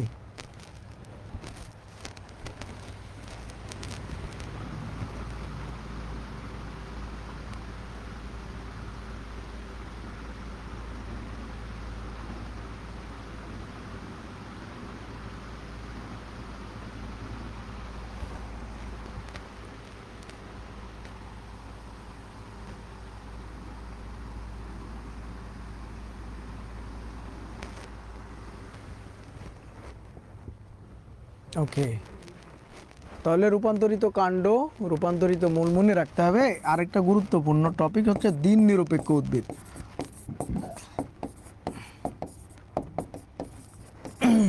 দিন নিরপেক্ষ উদ্ভিদ, দিন নিরপেক্ষ উদ্ভিদ। ওকে, দিন নিরপেক্ষ উদ্ভিদ। তো দিন নিরপেক্ষ উদ্ভিদের মধ্যে যদি আমরা একটু চিন্তা করি তাহলে যেটা দেখব, সব উদ্ভিদ সব সময় ফুল ফোটাইতে পারে না। কিছু কিছু উদ্ভিদ গভীর অন্ধকার রাতে বা রজনীতে ফুল ফোটায়, আর কিছু কিছু উদ্ভিদ আছে যারা দিনের বেলা বা আলো থাকলেও কোনো সমস্যা নাই, ফুল ফোটাতে পারে। তার মানে যে ফুল, মানে কিছু কিছু ফুল আছে অনেক লাজুক প্রকৃতির ফুল। ধরেন ফুলটা রাত্রে গভীর অন্ধকার রাতে ফুটতেছে, আপনি একটা টর্চ লাইট যদি ওর উপরে ধরেন তাহলে ওই ফুলটা মুখ বন্ধ করে দিবে আর ফুটবে না। তাহলে এই যে মুখটা বন্ধ করে দিলে এখন পরাগায়ন হবে না, ফল হবে না, ওই উদ্ভিদের বংশ সমস্যা হবে। এই জন্য এই সকল উদ্ভিদের ভিতরে একটা জেনেটিক্যালি একটা ইনফরমেশন দেওয়া থাকে যে কোন সময় ফুল ফোটাবে, কোন সময় ফোটাবে না। যেমন ধরেন আমরা ফুল ফোটা দেখলে বলি এখন বসন্ত, ফুল ফোটা দেখলে আমরা কি বলি? বসন্ত। তাহলে ফুলকে কে বললো যে এখন বসন্ত, তুমি ফুল ফোটাও, এখন বসন্তকাল, এখন আস্তে আস্তে তুমি ফুল ফোটাও, এরকম কেউ বলে না। তাহলে কেমনে বুঝে? এটা হচ্ছে এই যে ডিএনএর ভিতরে একটা ইনফরমেশন থাকে, সেটার নাম হচ্ছে সার্কেডিয়ান ক্লক। সার্কেডিয়ান ক্লক বা দেহ ঘড়ি। এই দেহ ঘড়ি বা সার্কেডিয়ান ক্লক কখন ফুল ফোটাতে হবে তখন একটা অ্যালার্ম বাজে যায়, আর ওই সময় উদ্ভিদ ফুলটা ফোটায়। তো এখন এই যে দেহ ঘড়ি, এটা কিন্তু মানুষেরও আছে। হ্যাঁ, মানুষেরও ভিতরে একটা ঘড়ি আছে। এই ঘড়িটা আপনি যদি অ্যাক্টিভ করতে পারেন তাহলে আপনি যতক্ষণ ইচ্ছা ততক্ষণ ঘুমাইতে পারবেন, আবার নির্দিষ্ট সময়ে আবার ঘুম ভেঙে যাবে। তো এই কাজগুলো করতে পারবেন। তো এখন দেখেন অনেকের এই অনভ্যাসের কারণে দেখবেন আমাদের এই ঘড়িটা একদম নষ্ট হয়ে গেছে, নাই হয়ে গেছে। এই দেহঘড়ি কখন বুঝবেন? ধরেন আপনি একটা ট্রেন বা বাস ধরবেন ভোর 6টায়, ভোর 6টায়, তখন দেখবেন আপনি 6টা বাজার আগে অটো ঘুম ভেঙে যাবে। কিন্তু ওই দিন কোনো শিডিউল নাই বা ট্রেন বা বাস নাই, ওই সময় আপনার কিন্তু ওই সময় ঘুম ভাঙে না। তাহলে অনেক সময় আমরা অ্যালার্ম দিই, দেখবেন অ্যালার্ম বাজার আগে আপনি উঠে গেছেন, অ্যালার্ম বাজার আগেই উঠে গেছেন। তাহলে আপনি কিভাবে বুঝলেন? তো আমাদের দেহে এরকম সার্কেডিয়ান ক্লক আছে, যার কারণে আমরা যদি একটা জিনিস বলি ওই জিনিসটা ব্রেনে নিয়ে কাজ করে, সারা রাতই ওটা নিয়ে কাজ করে। তো ওই নির্দিষ্ট সময় বলে দেয় যে তুমি উঠো, ঘুম ভেঙে যায়। ঠিক আছে, এটা হচ্ছে এই দেহঘড়ির মজার ব্যাপারটা। তো এখন আসেন দিন নিরপেক্ষ উদ্ভিদ কোনগুলা?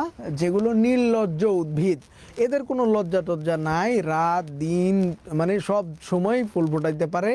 এমনকি ঝড় বৃষ্টি রাত্রেও ফুল ফোটাবে, কোনো সমস্যা নাই। কারণ বজ্রপাতে, বিদ্যুৎ চমকালে, আলোতেও ফুল ফোটা ব্যাহত হয়, কিন্তু এই দিন নিরপেক্ষ উদ্ভিদগুলোর হয় না।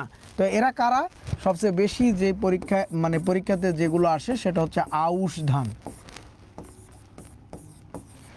আউশ ধান, কার্পাস, আউশ ধান, কার্পাস। কার্পাস হচ্ছে তুলা। হ্যাঁ, কার্পাস, এই দুইটা সবচেয়ে বেশি। 2টা 3টা 4টা 5টা যা পারেন একটু স্টার চিহ্ন দেন। 2টা 3টা 4টা 5টা যা আছে স্টার চিহ্ন দিতে পারেন, এই দুইটা পড়লে হবে। তাছাড়া আরও কিছু লিখে দিই, লাউ, কুমড়ো, ঝিঙ্গে, শশা, লাউ, কুমড়ো, ঝিঙ্গে, শশা, টমেটো, সূর্যমুখী, টমেটো, সূর্যমুখী, ফুল ইত্যাদি। হ্যাঁ, এই পেঁপেও হবে। পেঁপে দেখবেন এখন টমেটো সব সময় হয়, সব সময় আপনি টমেটো পাবেন। তখন গ্রিন হাউস করে করতে হয়, এতে খরচ বেশি পড়ে। এই জন্য অসময়ে টমেটোগুলো গ্রিন হাউসের কারণে খরচটা বেশি হয়, দামও এই জন্য বেশি থাকে। তো এগুলো শীতকালে খাওয়াই ভালো, শীতকালের গুলোতে বেশি পুষ্টি উপাদান থাকবে।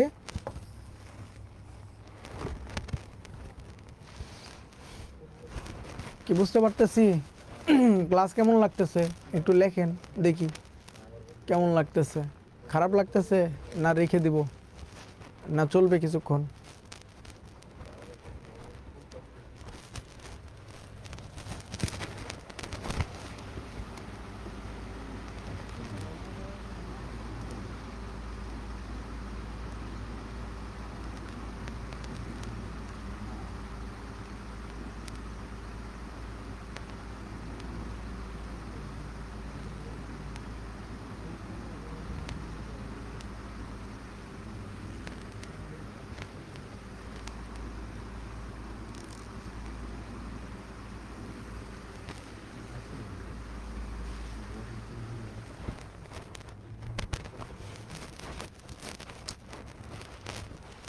আজকে ভিটামিনে যাব না, ভিটামিন উদ্ভিদের ভিটামিন এবং আমাদের ওই দুটা ভিটামিন পরে পড়ব।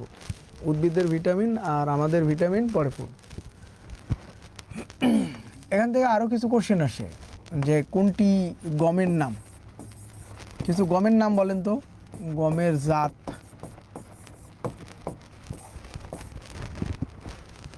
কোনগুলা গমের জাত? আবার আলুর জাত আছে, কাটিনাল, ডায়মন্ড, কুফরি সুন্দরী, অ্যারোস্টিক, বার্মা, এরকম।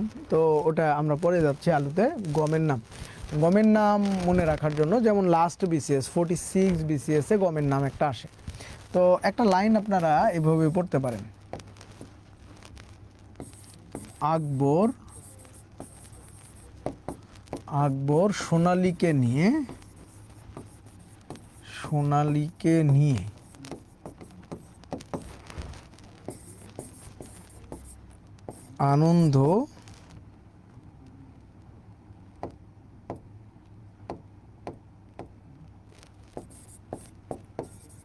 আনন্দ ও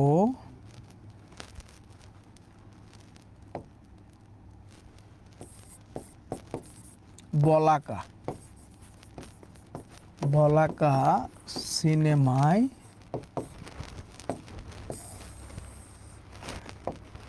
দোয়েলের সাথে দেখা করলো। দোয়েল এর সাথে দেখা করলো। তো দেখা করলে কারো কোনো সমস্যা নাই। কে? আকবর। হাত পাকার বাতাসে, মনে আছে? লোকটা মনে হয় মারা গেছে নাকি, যেমন অসুস্থ ছিল অনেক, ক্যান্সার নাকি যেন হয়েছিল। একটা গান দেয়া হিট, পূর্ণিমার মডেলিং বানায়, তো পরে পূর্ণিমাকে আবার বিয়ের প্রস্তাব দিছিল আর কি। তো আকবর, সোনালী, আনন্দ বলাকা দুটো সিনেমা হল, একটা হচ্ছে এই যে নীলক্ষেতে আছে আর একটা হচ্ছে ফার্মগেটে।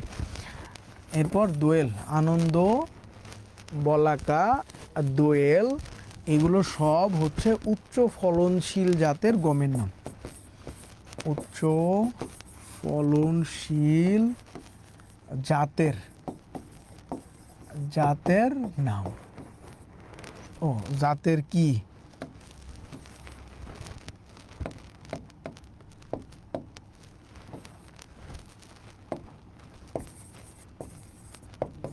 গমের নাম, উচ্চ ফলনশীল জাতের গমের নাম।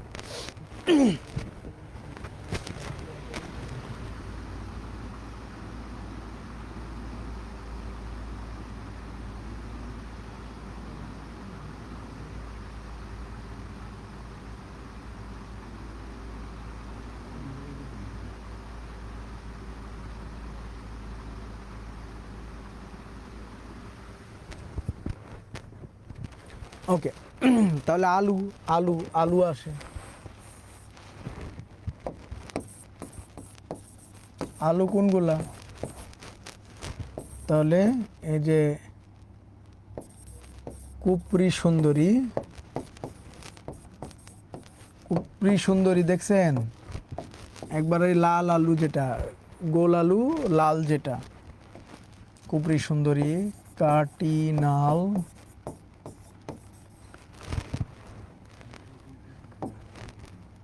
বার্মা, ডায়মন্ড,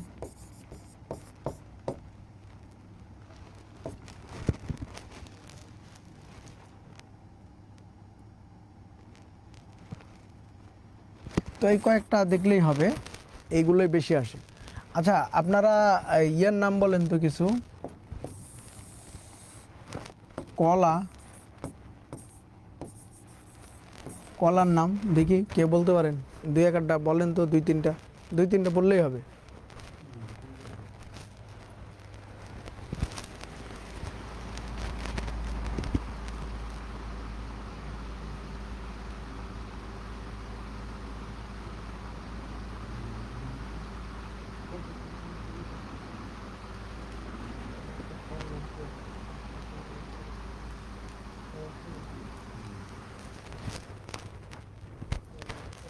এনএসআই এর আর কি সাজেশন দিব, বিজ্ঞান থেকে যদি কোশ্চেন হয়, বিজ্ঞান আইসিটি থেকে যা পড়াইছি এখানেই কমন পাবেন।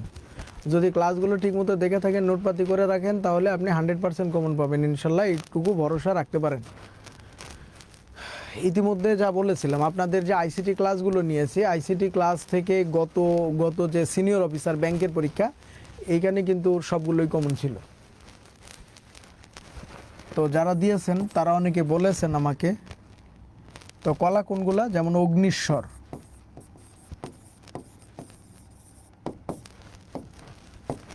কানাইবাসী, মোহন, তো অগ্নিশ্বরটা বেশি আসে, কানাইবাসী বা মোহনভোগ আবার আমও আছে মনে হয়।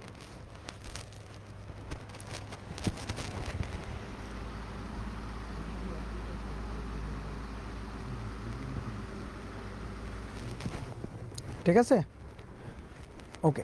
তাহলে আমরা এখানেই আজকে ইতি টানি, আজকে আর না পড়ি। সামনে এই যে ধান দিয়ে শুরু হবে, ধানের পরে পুষ্টি উপাদান। মনে না থাকলে আপনারা একটু মনে রাখবেন, উদ্ভিদ টুতে হবে পুষ্টি উপাদান।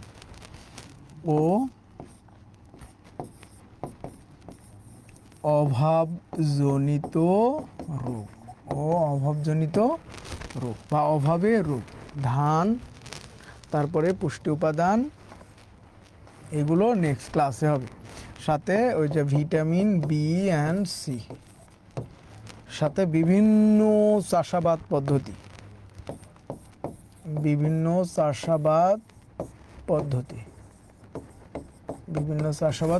এটা হচ্ছে সামনের ক্লাসের রোড প্ল্যান। ঠিক আছে, সামনের ক্লাসে এটা হবে। তো সবাই ভালো থাকবেন, সুস্থ থাকবেন, দেখা হবে অন্য ক্লাসে। আল্লাহ হাফেজ।